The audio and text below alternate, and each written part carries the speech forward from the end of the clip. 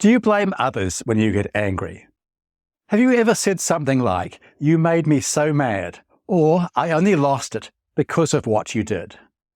Do you think your partner presses your buttons, and if only they would stop doing that you wouldn't get so angry? If you've answered yes to any of these questions, then chances are you are not taking responsibility for your actions. In this episode of the Anger Secrets podcast, you will learn what taking responsibility for your actions means, how to do it, and why taking responsibility for your actions will help you control your anger. Hello and welcome to the Anger Secrets podcast. I'm Alistair Hughes, and over the last 30 years, I've taught over 10,000 men and women how to control their anger, master their emotions, and create calmer, happier, and more respectful relationships. In this podcast, I'll share the proven tools and techniques I've used to help my clients control their anger and transform their lives. For a free training on how to control your anger, visit angersecrets.com/training. In this training, I'll teach you some of the most powerful tips, tools, and techniques I've used to help my clients control their anger so that you can start seeing results fast. Visit angersecrets.com/training to access this powerful training now. With that said, let's begin with what taking responsibility for your actions means. Taking responsibility for your actions means acknowledging that your actions are your own, and that you are the only one who can control them.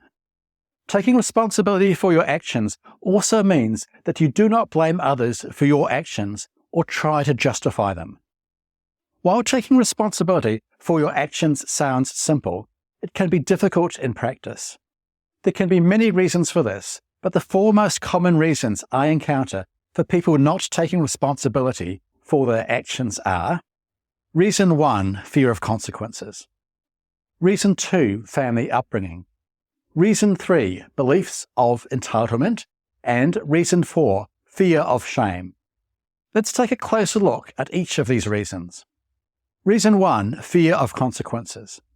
One of the main reasons people don't take responsibility for their actions is that they are afraid of the consequences of their actions. They may be afraid of punishment or think taking responsibility for their actions will lead to other negative consequences. While it's natural to be fearful of the negative consequences of your actions, taking responsibility for your actions is the first step to change. Reason 2, family upbringing. Another reason people don't take responsibility for their actions is due to their family upbringing. If you grew up in a family where you were punished for your mistakes, you might have learned to avoid taking responsibility for them. Breaking this pattern can be difficult, but it is possible. Reason number 3, beliefs of entitlement.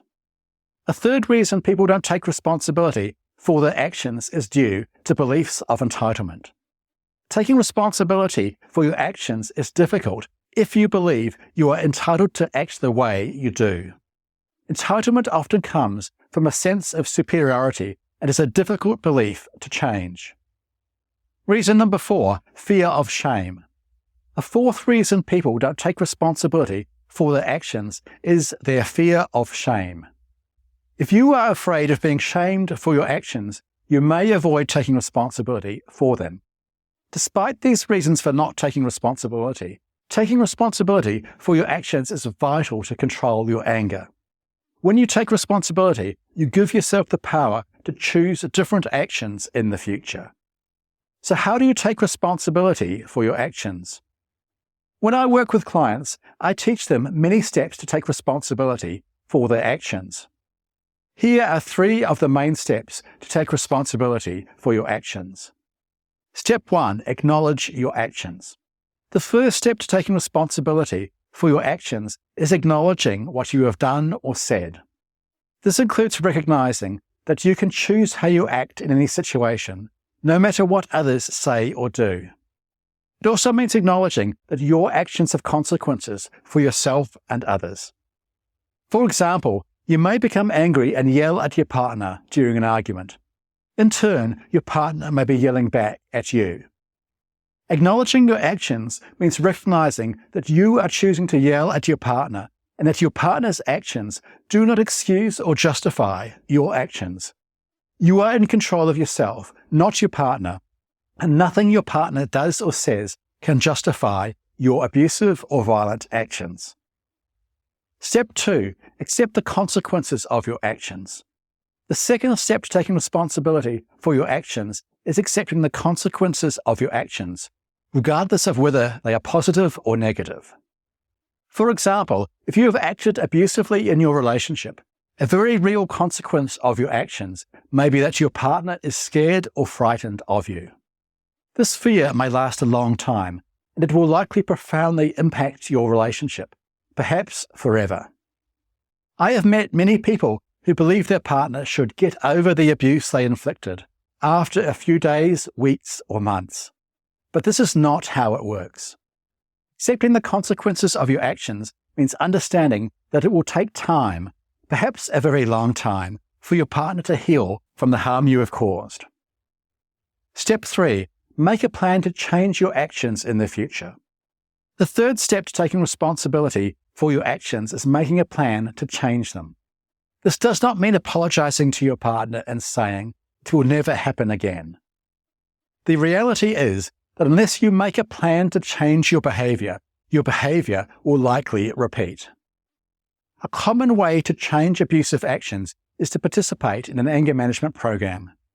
A good anger management program will teach you how to recognize the signs that you are getting angry, how to deal with your anger constructively, and how to avoid expressing anger in an abusive or violent way. You can find anger management programs in your local area by asking your doctor for a referral.